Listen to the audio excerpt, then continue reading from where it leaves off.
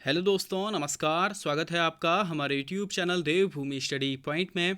आप सभी कैसे हैं मित्रों? मैं उम्मीद करता हूं आप सभी भाई बंधु स्वस्थ होंगे और आप सभी की स्टडी दोस्तों काफ़ी ज़्यादा अच्छी चल रही होगी। तो साथियों, मैं आज आपके साथ डिस्कस करने वाला हूं जीएस प्रैक्टिस सेट का भाग तीसरा। साथियों, मैं इससे पहले आपको GS practice set, Hindi practice set व दोस्तों उत्तराखंड प्रैक्टिस सेट के ऊपर वीडियोज़ दे चुका हूँ। दोस्तों, आपको मेरे चैनल की प्लेलिस्ट में जाकर के आसानी से सभी वीडियोज़ वहाँ पर उपलब्ध हो जाएंगी। वहीं साथियों, मैं डिस्क्रिप्शन बॉक्स में भी इन सभी वीडियोस का लिंक शेयर कर दूंगा। आप लोग वहां जाकर के भी इन सभी वीडियोस को चेक कर सकते हैं। अब साथियों, आप लोगों ने क्या करना है, सभी क्वेश्चंस को दोस्तों आप लोगों ने अटेंड करना है और आपका इसमें जो भी स्कोर बनेगा दोस्तों, आप लोगों ने मुझे कमेंट बॉक्स में कमेंट करके बताना है। अब साथियों, प्रारंभ करते हैं। पहला प्रश्न हमारा, स्वास्थ्य का अधिकार अधिनियम पारित करने वाला प्रथम भारतीय राज्य कौन सा है? अब दोस्तों, स्वास्थ्य का अधिकार अधिनियम पारित करने वाला पहला हमारा भारतीय राज्य कौन सा है, आप लोगों ने बताना है। तो दोस्तों, इसका बिल्कुल राइट आंसर हो जाएगा ऑप्शन सी, राजस्थान। दोस्तों, स्वास्थ्य का अधिकार अधिनियम पारित करने वाला प्रथम भारतीय राज्य है। अब दोस्तों, ये जो अधिनियम है ये मार्च 2023 में पारित किया गया था और यह अधिनियम करता क्या है? तो दोस्तों, राज्य के प्रत्येक निवासी को बिना भुगतान के आपातकालीन उपचार व देखभाल का अधिकार देता है।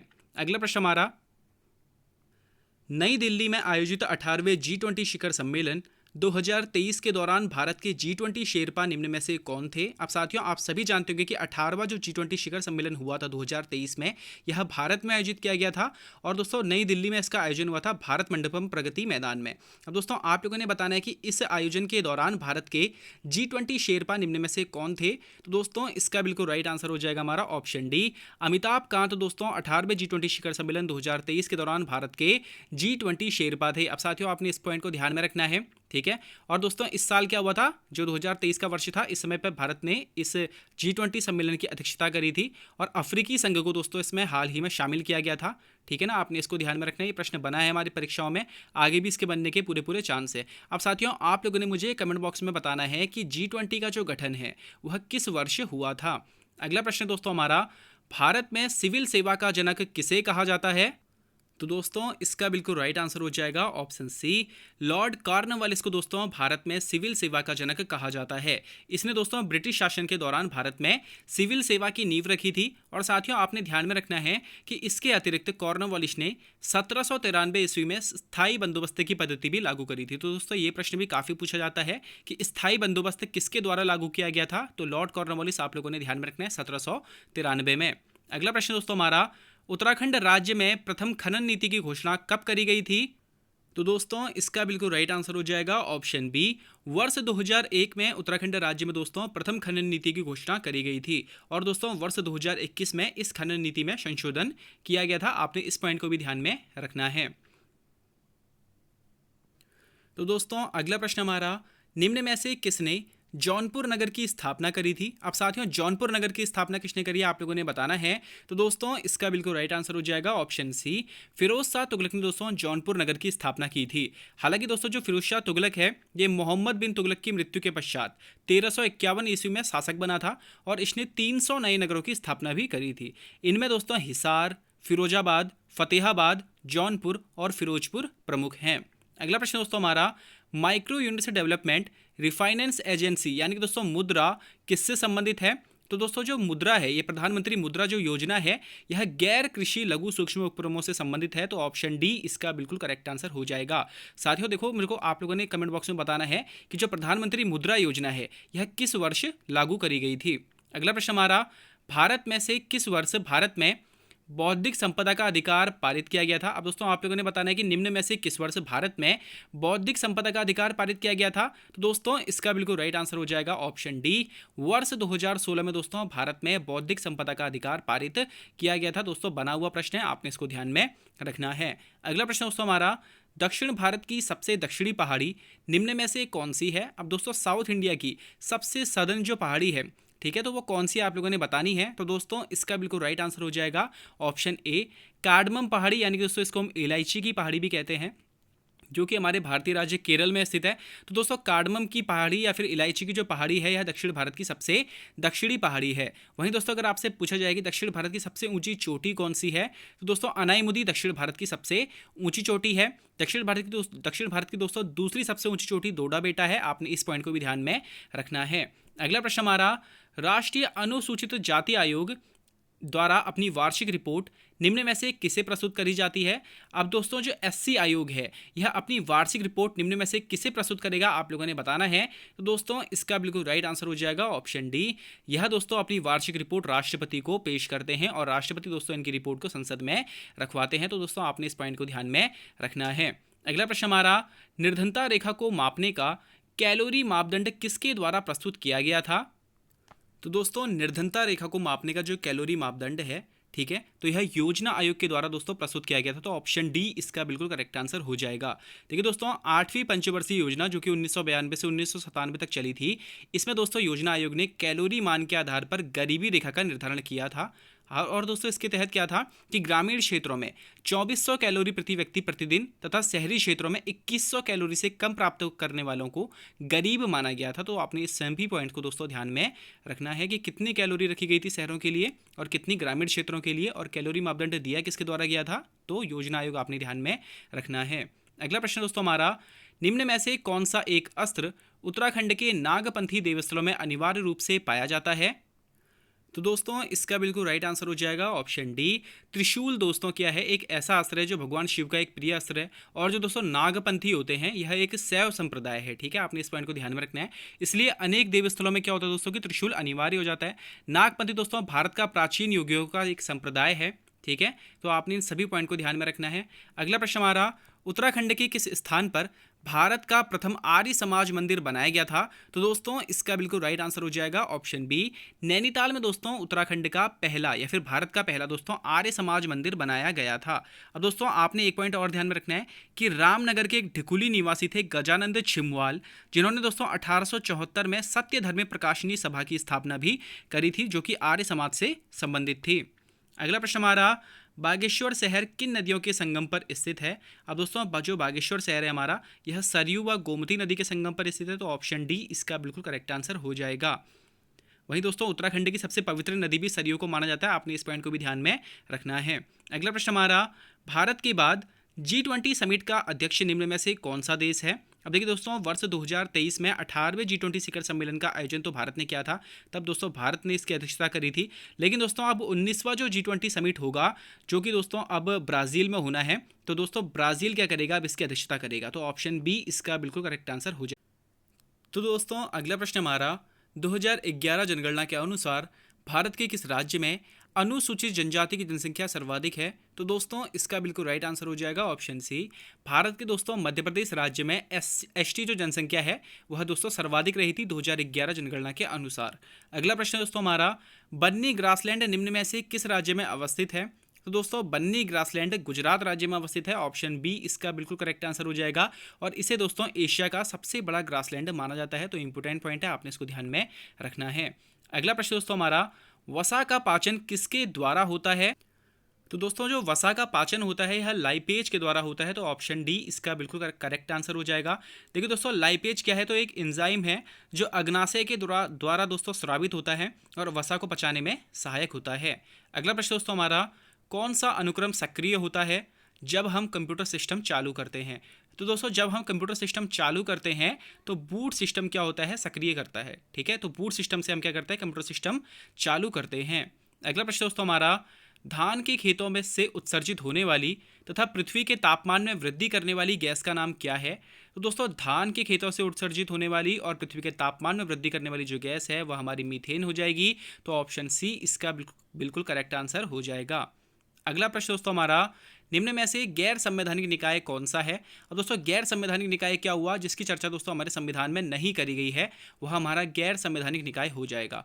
तो दोस्तों जीएसटी परिषद हमारे संविधान में इसकी चर्चा है, वहीं दोस्तों राज्य लोक सेवा आयोग की चर्चा है, महाधिवक्ता की चर्चा है, लेकिन दोस्तों केंद्रीय सतर्कता आयोग की चर्चा हमारे संविधान में नहीं है, तो यह एक गैर संवैधानिक निकाय हो जाएगा।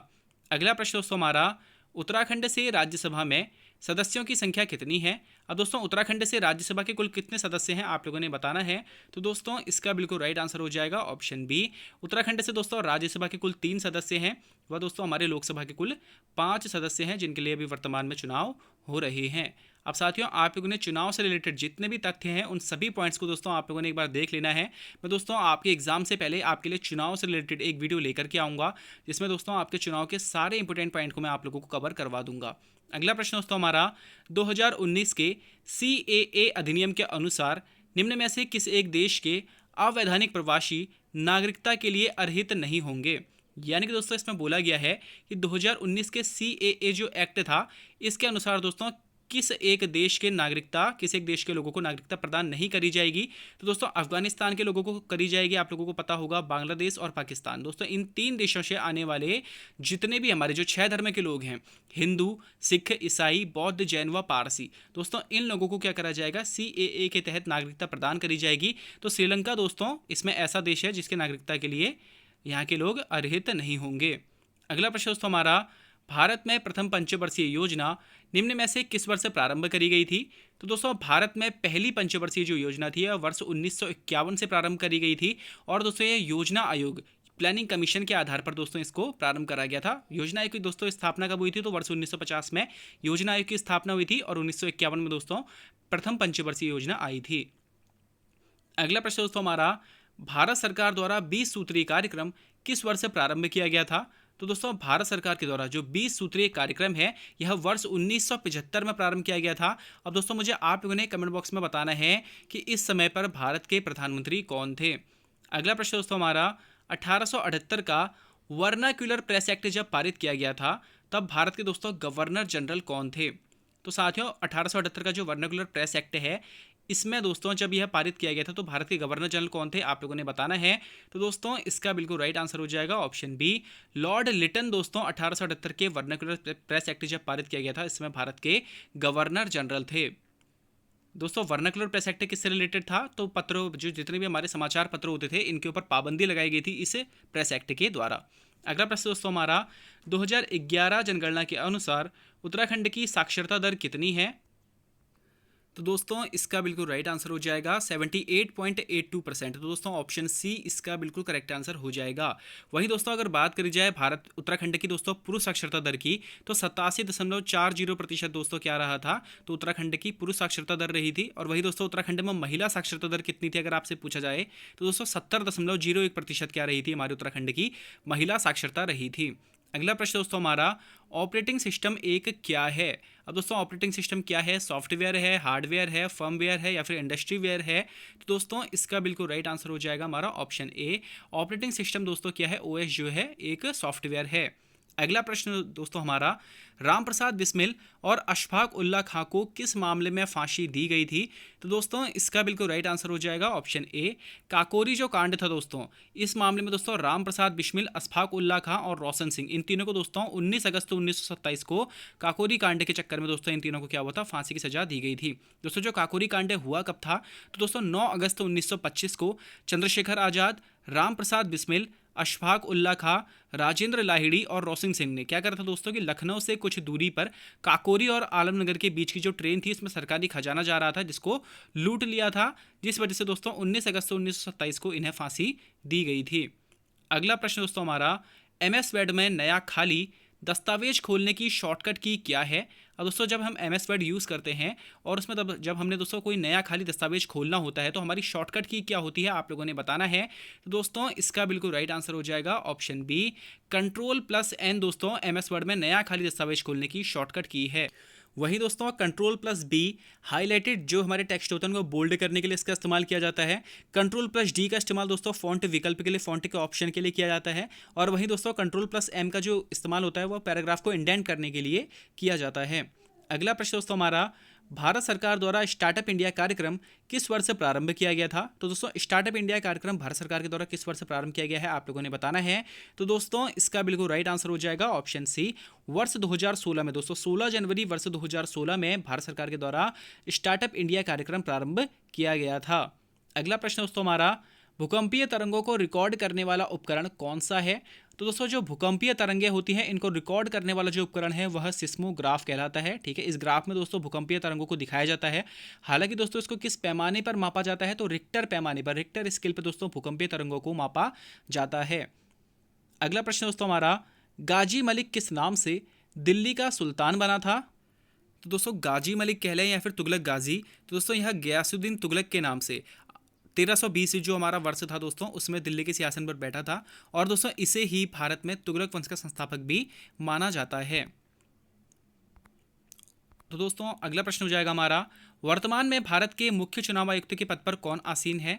तो दोस्तों भारत के मुख्य चुनाव आयुक्त कौन है वर्तमान में, आप लोगों ने बताना है। तो दोस्तों इसका बिल्कुल राइट आंसर हो जाएगा ऑप्शन सी, राजीव कुमार दोस्तों वर्तमान में भारत के क्या हैं, तो मुख्य चुनाव आयुक्त हैं। वहीं दोस्तों अभी हाल ही में 2 नए चुनाव आयुक्तों की नियुक्ति भी करी गई है। आप लोगों ने दोस्तों मुझे कमेंट बॉक्स में उन दोनों नए चुनाव आयुक्तों के बारे में बताना है, उनके नाम को दोस्तों आप लोगों ने मुझे कमेंट बॉक्स में बताना है। अगला प्रश्न दोस्तों हमारा, 1959 में राजस्थान के शीघ्र पश्चात किस राज्य ने पंचायती राज व्यवस्था को अपनाया था? तो दोस्तों 1959 में आप सभी जानते होंगे 2 अक्टूबर 1959 को राजस्थान के दोस्तों नागौर जिले से पंचायती राज व्यवस्था का प्रारंभ किया गया था। और इसके बाद दोस्तों दूसरा इसे अपनाने वाला जो राज्य था वह था आंध्र प्रदेश। तो दोस्तों ऑप्शन ए इसका बिल्कुल करेक्ट आंसर हो जाएगा। अगला प्रश्न दोस्तों हमारा, निम्न में से कौन सा ग्रह सबसे छोटा एवं सूर्य से नजदीक है? तो दोस्तों इसका बिल्कुल राइट आंसर हो जाएगा ऑप्शन डी। दोस्तों हमारे सौर मंडल का सबसे छोटा ग्रह भी बुध है और सूर्य के सबसे नजदीक ग्रह भी बुध है, ठीक है। लेकिन दोस्तों अगर आपसे पूछा जाए कि सूर्य के सबसे नजदीक रहते हुए भी बुध जो ग्रह है वह सबसे गर्म ग्रह नहीं है, ठीक है, तो सबसे गर्म ग्रह कौन सा है? तो दोस्तों शुक्र जो ग्रह है वह हमारा क्या है, सौर मंडल का सबसे गर्म ग्रह है। अगला प्रश्न दोस्तों हमारा, वायुमंडल में सर्वाधिक प्रतिशत किस गैस का है? अब दोस्तों हमारा जो वायुमंडल है इसमें सबसे ज़्यादा प्रतिशत किस गैस का है? तो दोस्तों ऑप्शन ए इसका बिल्कुल करेक्ट आंसर हो जाएगा। 78% दोस्तों नाइट्रोजन हमारे वायुमंडल में सर्वाधिक इसका प्रतिशत है। फिर दोस्तों ऑक्सीजन है और फिर अन्य गैसें कार्बन डाइऑक्साइड और ऑर्गन आएंगी। अगला प्रश्न दोस्तों हमारा, भारतीय संविधान के किस अनुच्छेद में उपराष्ट्रपति के पद की व्यवस्था करी गई है? तो दोस्तों इसका बिल्कुल राइट आंसर हो जाएगा ऑप्शन सी। भारतीय संविधान के दोस्तों आर्टिकल 63 में उपराष्ट्रपति के पद की व्यवस्था करी गई है। वहीं दोस्तों अगर आपसे पूछा है राष्ट्रपति के पद की चर्चा किस आर्टिकल में है, तो आर्टिकल जो 52 है हमारा, उसमें दोस्तों राष्ट्रपति के पद की चर्चा करी गई है। उपराष्ट्रपति दोस्तों हमारे आर्टिकल 63 में है। आपने दोनों को ही ध्यान में रखना है। अगला प्रश्न दोस्तों हमारा, अंग्रेजों द्वारा कंपेनियन ऑफ इंडिया की उपाधि किसे प्रदान करी गई थी? तो दोस्तों अंग्रेजों के द्वारा कंपेनियन ऑफ इंडिया की जो उपाधि है वह कीर्ति शाह को दोस्तों प्रदान करी गई थी। टिहरी राजवंश में दोस्तों जो कीर्ति साहब सबसे महत्वपूर्ण राजाओं में से एक थे। वहीं दोस्तों कीर्ति शाह को टिहरी का अशोक भी कहा जाता है। आपने इस पॉइंट को भी ध्यान में रखना है। अगला प्रश्न दोस्तों हमारा, उत्तराखंड में सत्य धर्म प्रकाशनी सभा की स्थापना कहाँ हुई थी? तो दोस्तों इसका बिल्कुल राइट आंसर हो जाएगा ऑप्शन बी, नैनीताल से दोस्तों उत्तराखंड में सत्य धर्म प्रकाशनी सभा की स्थापना हुई थी। वहीं दोस्तों गजानंद के द्वारा 20 मई 1874 को सत्य धर्म प्रकाशनी सभा की स्थापना नैनीताल में करी गई थी। और यह दोस्तों आर्य समाज आंदोलन की नैनीताल में शुरुआत थी, ठीक है। और शिल्पकार जाति के उत्थान का जो प्रारंभ हुआ था दोस्तों वह इसी सभा के साथ शुरू हुआ था। और दोस्तों अगला प्रश्न हमारा, ऋण के औपचारिक स्रोतों में शामिल नहीं है। क्या शामिल नहीं है दोस्तों, आप लोगों ने बताना है। वाणिज्यिक बैंक, सहकारी समिति, ग्रामीण बैंक या फिर इनमें से कोई नहीं। तो दोस्तों इसका ऑप्शन डी बिल्कुल बिल्कुल करेक्ट आंसर हो जाएगा। क्योंकि दोस्तों ऋण के औपचारिक स्रोतों में ना नियोक्ता शामिल नहीं होते हैं, ठीक है। क्योंकि ये गतिविधियां जो होती है बैंकों और सहकारी समितियों से जुड़ी हुई होती हैं। इन सभी नियोक्ताओं की दोस्तों कोई भूमिका नहीं होती है। तो नियोक्ता केवल बैंक के कर्मचारियों का प्रतिनिधित्व करने के लिए है, ठीक है। तो ऋण के औपचारिक स्रोतों में ये सभी शामिल नहीं होंगे। अगला प्रश्न दोस्तों हमारा, मराठों ने गुरिल्ला रणनीति किससे सीखी थी? दोस्तों इसका बिल्कुल राइट आंसर हो जाएगा ऑप्शन डी। मराठों ने दोस्तों यह गुरिल्ला रणनीति जो है यह स्वयं से ही सीखी थी। तो ऑप्शन डी इसका बिल्कुल करेक्ट आंसर हो जाएगा। अगला प्रश्न दोस्तों हमारा, निम्न में से कौन एक उत्तम प्रकार का लौह अयस्क है? तो दोस्तों उत्तम प्रकार का जो लौह अयस्क है सबसे बढ़िया तो वह है दोस्तों हमारा मैग्नेटाइट। तो ऑप्शन सी इसका बिल्कुल करेक्ट आंसर हो जाएगा। दोस्तों सबसे उत्तम किस्म का जो लोहे का प्रकार है वह है मैग्नेटाइट। इसके बाद दोस्तों हेमेटाइट रहेगा, फिर उसके बाद लिमोनाइट और फिर सिडेराइट, ठीक है। तो यह चारों दोस्तों क्या है, हमारे लोहे के ही लौह अयस्क के प्रकार हैं। आपने चारों को ध्यान में रखना है। और मैग्नेटाइट दोस्तों सबसे उत्तम प्रकार का लौह अयस्क है। वही दोस्तों भारत में सबसे ज़्यादा जो पाया जाता है लोहा, जो सबसे ज़्यादा लोहा अयस्क पाया जाता है वह हेमेटाइट पाया जाता है। अगला प्रश्न हमारा, जमरानी बांध निम्न में से किस जिले में स्थित है? तो दोस्तों इसका बिल्कुल राइट आंसर हो जाएगा ऑप्शन डी। जमरानी बांध दोस्तों नैनीताल जिले में गौला नदी पर स्थित है। आपने इस पॉइंट को ध्यान में रखना है। अगला प्रश्न दोस्तों हमारा, पर्यावरण के संरक्षण तथा सुधार हेतु पर्यावरण संरक्षण अधिनियम कब पारित किया गया था? तो दोस्तों पर्यावरण संरक्षण अधिनियम जो है यह वर्ष 1986 में पारित किया गया था, पर्यावरण के संरक्षण तथा इसमें सुधार हेतु, ठीक है। तो ऑप्शन डी इसका बिल्कुल करेक्ट आंसर हो जाएगा। अगला प्रश्न दोस्तों हमारा, आर्थिक सर्वेक्षण रिपोर्ट 2023-24 के अनुसार उत्तराखंड का सबसे कम प्रति व्यक्ति आय वाला जिला कौन सा है? तो दोस्तों जो अभी आर्थिक सर्वेक्षण रिपोर्ट आ रही है आपकी 2023-24 की, यह दोस्तों आपके एग्जाम के पॉइंट ऑफ व्यू से बहुत ज़्यादा महत्वपूर्ण है। दोस्तों आपको यहाँ से आपके एग्जाम में जो आपका चाहे पीसीएस का हो चाहे एसआई का एग्जाम हो, दोस्तों आपको यहाँ से 2 से 3 प्रश्न तो कम से कम देखने के लिए जरूर मिल जाएंगे। तो दोस्तों आप लोगों ने आर्थिक सर्वेक्षण को भली भांति तैयार कर लेना है। तो दोस्तों इसके अनुसार उत्तराखंड का सबसे कम प्रति व्यक्ति आय वाला जिला है दोस्तों वह है रुद्रप्रयाग। लगभग दोस्तों 92,000 के आसपास क्या है इसकी प्रति व्यक्ति आय रही है। वही दोस्तों सर्वाधिक प्रति व्यक्ति आय वाला जो जिला रहा है वह रहा है हरिद्वार। ठीक है, तो दोस्तों मैं एक बार आप लोगों को क्रम बता देता हूं। जो दोस्तों हमारे 3 सबसे बड़े जिले हैं प्रति व्यक्ति आय में, उसमें दोस्तों सबसे पहले है हरिद्वार, फिर है दोस्तों उधम सिंह नगर और उसके बाद है दोस्तों देहरादून। ठीक है, तो ये हमारे क्या हैं 3 सबसे ज़्यादा प्रति व्यक्ति आय वाले जिले हैं। वहीं दोस्तों 3 सबसे कम प्रति व्यक्ति आय वाले जिले कौन कौन से रहे हैं, तो दोस्तों रुद्रप्रयाग, बागेश्वर और फिर दोस्तों अल्मोड़ा। ठीक है, यह 3 क्या रहे हैं हमारे सबसे कम प्रति व्यक्ति आय वाले जिले रहे हैं। अगला प्रश्न दोस्तों हमारा, टाइगर ट्रायम्फ 24 युद्धाभ्यास भारत व किस देश का संयुक्त युद्धाभ्यास है। अभी दोस्तों मार्च 2024 में हाल ही में दोस्तों टाइगर ट्रायम्फ जो युद्धाभ्यास है यह भारत व अमेरिका के मध्य आयोजित किया गया है। तो ऑप्शन बी इसका बिल्कुल करेक्ट आंसर हो जाएगा। तो साथियों अगला प्रश्न हमारा, योजना आयोग के स्थान पर नीति आयोग का गठन कब किया गया था। तो दोस्तों इसका बिल्कुल राइट आंसर हो जाएगा ऑप्शन बी। दोस्तों वर्ष 2015 में योजना आयोग के स्थान पर दोस्तों नीति आयोग का गठन किया गया था। अब साथियों आपने ध्यान में रखना है कि जो योजना आयोग की स्थापना है यह वर्ष 1950 में हुई थी और इसी को दोस्तों परिवर्तित करके इसके स्थान पर दोस्तों 1 जनवरी 2015 को नीति आयोग का गठन किया गया था। अगला प्रश्न हमारा, चंद प्रशासन के अंतर्गत दस्तूर क्या था। तो साथियों चंद प्रशासन के अंतर्गत दस्तूर एक भू राजस्व की प्रक्रिया थी। तो ऑप्शन ए इसका बिल्कुल करेक्ट आंसर हो जाएगा। अगला प्रश्न दोस्तों हमारा, जनगणना वर्ष 2011 के अनुसार उत्तराखंड में महिला साक्षरता दर के आधार पर निम्न जिलों का सही अवरोही क्रम क्या है। अब साथियों अवरोही क्रम क्या होता है, तो सबसे बड़े से सबसे छोटे की तरफ आपने जाना है। ठीक है, तो दोस्तों इसका अवरोही क्रम हो जाएगा ऑप्शन बी, पिथौरागढ़, रुद्रप्रयाग व उधम सिंह नगर। यह दोस्तों हमारे उत्तराखंड में महिला साक्षरता दर का सही अवरोही क्रम था। और दोस्तों आज का हमारा अंतिम प्रश्न है, उत्तराखंड का वह प्रथम राजनेता कौन था जिसे असहयोग आंदोलन के दौरान जेल भेजा गया था। तो दोस्तों इसका बिल्कुल राइट आंसर हो जाएगा ऑप्शन बी, बद्री दत्त पांडे दोस्तों उत्तराखंड के वह प्रथम राजनेता थे जिन्हें असहयोग आंदोलन के दौरान जेल भेजा गया था। अब साथियों आप लोग मुझे बताइएगा आपका इसमें स्कोर क्या रहा है। वहीं साथियों अगर आप लोगों को किसी अन्य टॉपिक के ऊपर जैसे हिंदी हो गया या फिर उत्तराखंड हो गया, अगर इन टॉपिक के ऊपर दोस्तों अगर आप लोगों को वीडियोस चाहिए तो आप लोग दोस्तों मुझे कमेंट बॉक्स में बता सकते हैं। वहीं साथियों आप लोगों को आपके आगामी एग्जाम्स के लिए हार्दिक बधाई शुभकामनाएं देते हुए मैं अपनी वाणी को दोस्तों विराम देता हूँ। धन्यवाद।